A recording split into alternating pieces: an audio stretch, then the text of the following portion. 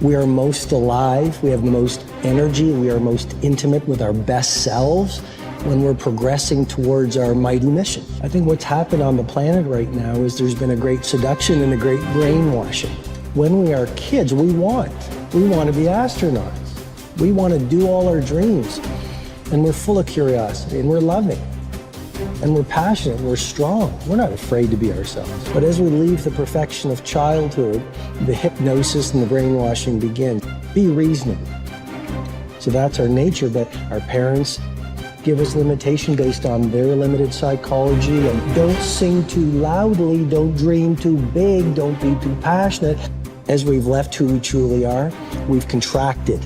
And now it's all about staying safe in the world versus going out there and letting our brilliant, our primal genius shine. And a lot of people just have stuffed that pain of disappointment and their doubt really deep inside, and they just are addicted to distraction and escapes because they don't want to deal with their potential that they've denied. What's the most important key to success? I think it's hunger. It's not getting satisfied. A hunger that doesn't go, a hunger to learn, a hunger to grow, a hunger to serve, a hunger to give, a hunger to create breakthroughs. Most people are hungry till they make a certain amount of money and then they get comfortable.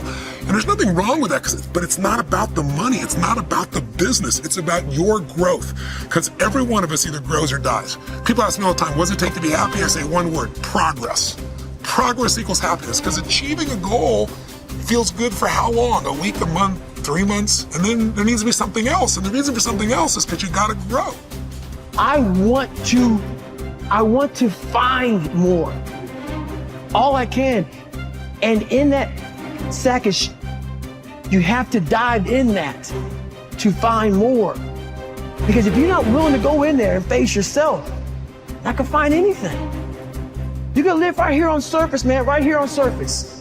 So if there is an ending to this world and there is somewhere to go and there's a judgment, you're gonna get there and you might see a chart. And that chart may tell you who you should have been. And now you get the rest of your life to think about that. Now I could live a much better life if I just would have just suffered a little bit more. Success is not gonna show up at your front door and knock on it and say, here I am. It's not coming to look for you. In fact, success is not thinking about you. Success is already doing its job. You got to be willing to do your job. Each and every day that you are breathing in this world, each and every day that you are doing something in this world, you should be focusing on getting better, not worse. You should be understanding that, hey, I can't be this same person on a day in, day out type of way. I got to keep focusing and going further and going harder and going stronger and pushing myself till there's nothing else left to push forward. So now's the time for you to hit the gym of your life and start exercising your self-discipline muscle. No more talk, no more excuses. From this moment forward, it's all about massive execution. Will there be days that you don't feel like it? Yes. Will there be days that you want to stop? Yes. Will there be days that you want to give up? Yes. Will there be days that you want to quit? Yes. Listen to me. Quitting is never an option. We've all bought into a lie. We've bought into a lie that confidence is belief in self. And so when you're in a situation which is normal, where you don't believe in yourself, you're like, oh my God, I have no confidence. The truth is, and I want you to walk out of here with a new definition of confidence. Confidence is the willingness to try. Because when you try and you take action, what happens, and what's happened for France, is that when she sees herself taking action, what happens is she sees herself being the kind of person that takes action. So she has evidence that she can rely on herself. And that action is what builds confidence. It doesn't start with belief. The real way for most of us is not to wait to believe, but to push ourselves to act. And through the action, you will build the belief. We're built to walk uphill.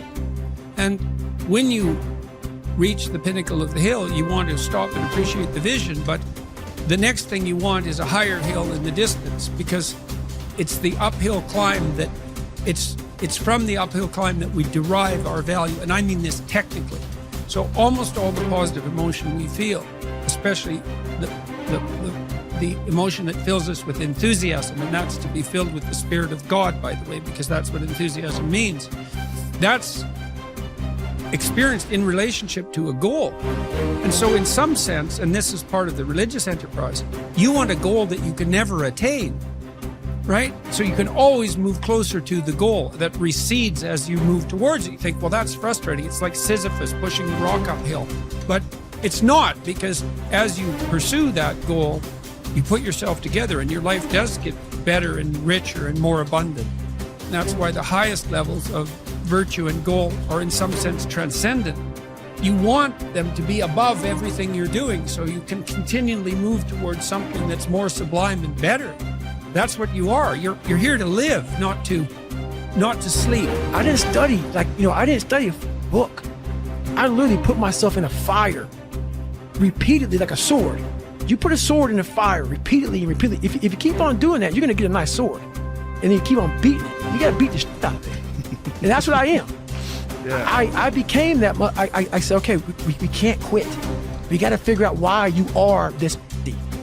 Why are you this, man? What is wrong with you? What's going on here? So I kept on putting the sword back in the daggone fire, and I just beat it harder. And I beat it harder. Before I knew it, I started realizing, all right, man, the brain is starting to get hard. The brain is starting to get hard. I'm no longer a theorist. I'm now a practitioner. I put it in hell. I dissected it while it's in hell, because you can't dissect anything in a normal environment. You can't dissect anything in 72-degree weather. You must put it in the freezer and freeze the fuck out of it. And then you dissect it. Dissect it when it's miserable. Dissect the brain when all it's thinking about is, I need to get out of here, man. I want to get out of the fucking freezer. Open the door. And you said, nah, 5 more seconds, man. 5 more seconds in the freezer. And that's when you start to pick that brain apart. And that's what all this stuff did to me. I kept on putting myself back into the freezer or the fire and beating the out of myself, mentally and physically. Before I knew it, this is what happened. Ralph Waldo Emerson believed that anyone who had put their heart and soul into their work and had done their very best could hold their head up high. Merely talking about it or only putting in a modicum of effort wasn't good enough in his mind. It was all or nothing. He believed that doing your best was an admirable quality, and that although you might not always be successful, knowing that you had done all you could was often all that mattered. At least you could look yourself in the eye. This ethos is central to many youth movements, such as the Scouts and Guides, and is a great philosophy for life in general. Indeed, doing your absolute best in everything you do is something that we should all aspire to, and it doesn't matter if it's at school, university, work, or home. If you think about it, doing your best is also central to self-reliance, because it allows you not only to test your capabilities, but also helps you to learn and therefore extend them. It's only when you are at the edge of your ability that you can really test your mettle and see just how much you can depend on yourself. Only ever working inside your comfort zone or doing just enough to get by may be easy, but is rarely rewarding. And it never allows you to develop into a fully rounded person or realize your full potential. The following quote from Theodore Roosevelt sums up the essence of Emerson's point. It is not the critic who counts, nor the man who points out how the strong man stumbled, or where the doer of deeds could have done better. The credit belongs to the man who is actually in the arena, whose face is marred by dust and sweat and blood, who strives valiantly, who errs and comes up short again and again, who knows the great enthusiasms, the great devotions, and spends himself in a worthy cause, who at the best knows in the end triumph of high achievement, and who, at worst, if he fails while daring greatly, so that his place shall never be with those cold and timid souls who know neither defeat or victory. When you are working on your next task, give it your full concentration and really put the effort in to produce the best possible end result. Even if it doesn't lead to glittering success, you should be proud of yourself for doing your very best. No man fails who does his best.